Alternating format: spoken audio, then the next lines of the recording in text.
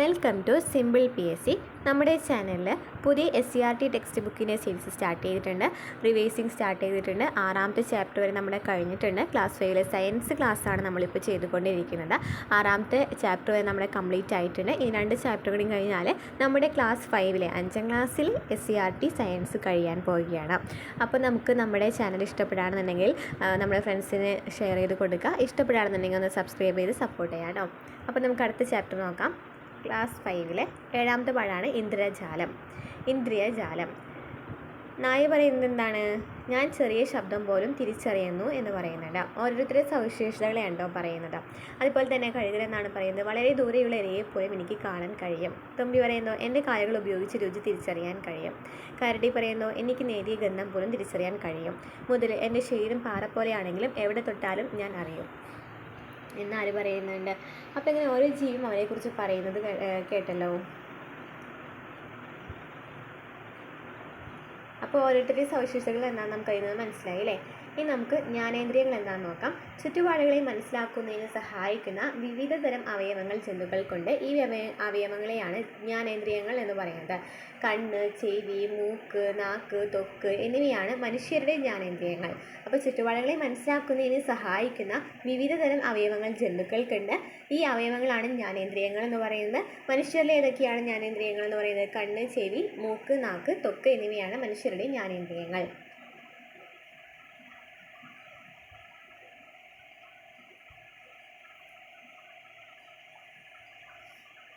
തലയുടെ മുൻവശത്ത് കണ്ണുകളുള്ള ജീവികൾക്ക് വസ്തുവിൻ്റെ സ്ഥാനവും അകലവും കൃത്യമായിട്ട് തിരിച്ചറിയാനായിട്ട് കഴിയും. അതുപോലെ കടുവ, സിംഹം തുടങ്ങിയ ജീവികളുടെ ഈ പ്രത്യേകത അവയെ ഇര പിടിക്കാനായിട്ട് സഹായിക്കുന്നു. തലയുടെ വശങ്ങളിൽ കണ്ണുകളുള്ള ജീവികൾക്ക് 2 വശങ്ങളിലുമുള്ള കാഴ്ച സാധ്യമാക്കുന്നു. മാൻ, മയിൽ തുടങ്ങിയ ജീവികൾക്ക് ശത്രുക്കളിൽ നിന്ന് രക്ഷ നേടാൻ ഈ പ്രത്യേകത സഹായിക്കുന്നു.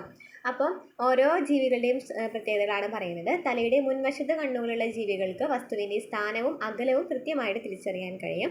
കടുവ, സിംഹം തുടങ്ങിയവ ഏതിൽപ്പെടുന്നതാണ്? തലയുടെ മുൻവശത്ത് കണ്ണുകളുള്ള ജീവിയാണ് അല്ലേ. ഈ പ്രത്യേകത അവയെ ഇരപിടിക്കാനായിട്ട് സഹായിക്കും.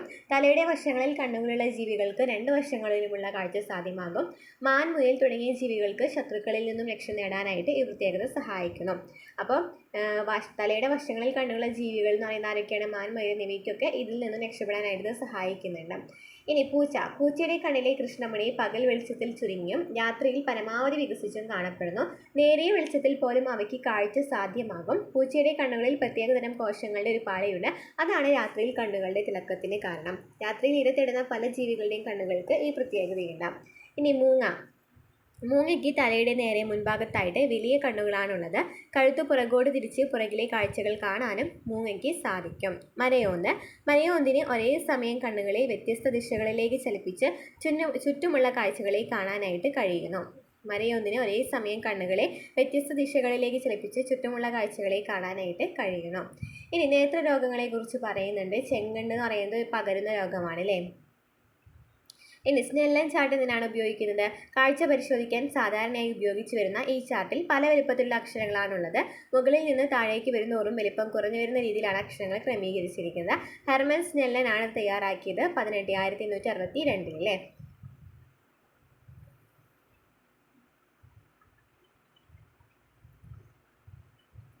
കാഴ്ചയിൽ വെല്ലുവിളി നേരിടുന്നവർക്ക് എന്തൊക്കെയാണ് സഹായിക്കുന്നതെന്ന് നമുക്ക് നോക്കാം. ഇവരെ സഹായിക്കുന്നതിന് എന്തെല്ലാം പ്രത്യേകതകളാണ് മൊബൈൽ ഫോൺ, വാച്ച്, കമ്പ്യൂട്ടർ തുടങ്ങിയവയിലൊക്കെ ഉള്ളതെന്ന് നമ്മൾ ചോദിച്ചിട്ടുണ്ട്. അപ്പോൾ ശാസ്ത്ര സാങ്കേതിക വിദ്യകളിലുള്ള വളർച്ച ഇവയിൽ വരുത്തിയ മാറ്റങ്ങൾക്ക് ഉദാഹരണമാണ് സ്മാർട്ട് കെയിനും ഡിജിറ്റൽ ബ്രെയിൽ സ്ലേറ്റും ഒക്കെ.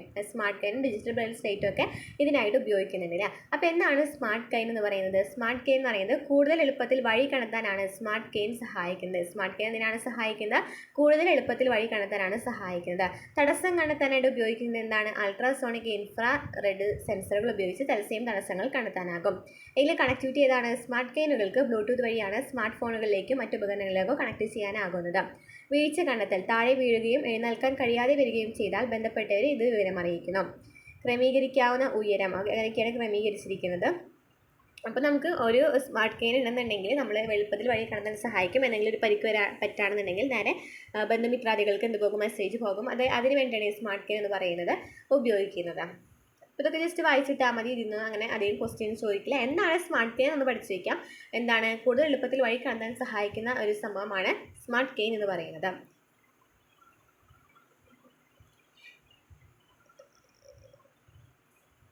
ഇനി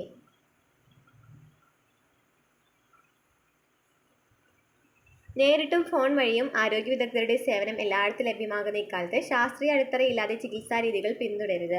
ആരോഗ്യ വിദഗ്ധരുടെ നിർദ്ദേശപ്രകാരം മാത്രമേ ചെവിയിൽ മരുന്നുകൾ ഉപയോഗിക്കാവൂ എന്ന് പറയുന്നുണ്ട്. ചെവികളിൽ വെള്ളം കയറുന്നത് ചെവിയിൽ അണുബാധ ഉണ്ടാക്കും. അത് കാരണം നമ്മൾ ഒറ്റയ്ക്ക് ഇങ്ങനെ പെൻസിലോ പേനൊക്കെ ഇടുന്ന ചെവിയിൽ ഇങ്ങനെ ഇടുന്ന അതൊന്നും ചെയ്യാനായിട്ട് പാടില്ല. അത് കുഞ്ഞു പിള്ളേർക്ക് പറയുന്നുണ്ടോ, ചെറിയ പിള്ളേർക്ക് പറയാവുന്ന കുറച്ച് കാര്യങ്ങളാണ്, നമ്മൾ ശ്രദ്ധിക്കേണ്ട കുറച്ച് കാര്യങ്ങളാണ് കേട്ടോ. ഇനി എന്താണ് ശ്രവണ സഹായികൾ എന്ന് പറയുന്നത്? പല കാരണങ്ങളാലും കേൾവിക്കുറവ് ഉണ്ടാകാറുണ്ട്. ഇത് പരിഹരിക്കാനുള്ള ഉപകരണങ്ങളാണ് ശ്രവണ സഹായികൾ എന്ന് പറയുന്നത്. ശബ്ദത്തിൻ്റെ ഉച്ചത കൂട്ടാനും വ്യക്തത വരുത്താനും പ്രത്യേക സംവിധാനങ്ങളുള്ള വിവിധ തരം ശ്രവണ സഹായികൾ ഇന്ന് ലഭ്യമാണ്. ഇനി എന്താണ് കോക്ലിയർ ഇംപ്ലാന്റ് ശസ്ത്രക്രിയ എന്ന് പറയുന്നത്? ജന്മനായുള്ള കേൾവി തകരാറുകൾ പരിഹരിക്കാനുള്ള മാർഗ്ഗമാണ് കോക്ലിയർ ഇംപ്ലാന്റ് ശസ്ത്രക്രിയ. ചെവിക്കുള്ളിലെ കോക്ലിയ മാറ്റിവെക്കുന്ന ശസ്ത്രക്രിയയാണ് കോക്ലിയർ ഇംപ്ലാന്റ് ശസ്ത്രക്രിയ എന്ന് പറയുന്നത്. കേൾവി തകരാറുള്ള ആൾക്കാർക്കാണ് എന്ത് ഉപയോഗിക്കുന്നത്? കോക്ലിയർ ഇംപ്ലാന്റ് ശസ്ത്രക്രിയ ഉപയോഗിക്കുന്നത്.